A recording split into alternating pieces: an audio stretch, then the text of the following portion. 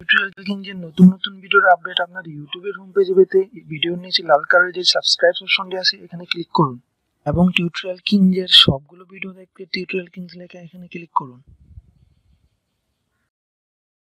আসসালামু আলাইকুম বন্ধুরা, আজকে আমি আপনাদের জন্য খুব একটি গুরুত্বপূর্ণ টিউটোরিয়াল নিয়ে হাজির হলাম, যেটা হচ্ছে যে আপনার অ্যান্ড্রয়েড ফোনের স্পিড কীভাবে বাড়াবেন।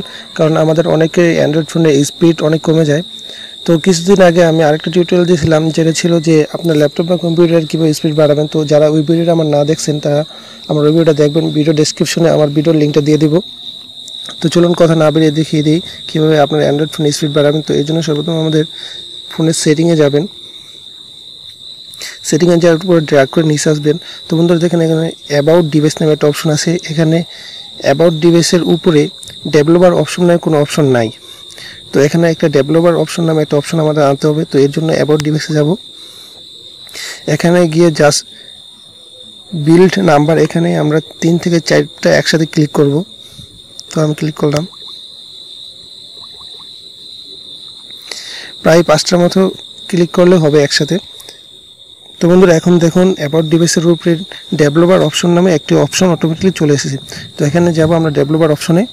এখানে যাওয়ার পর ড্র্যাগ করে একটু নিচে আসব।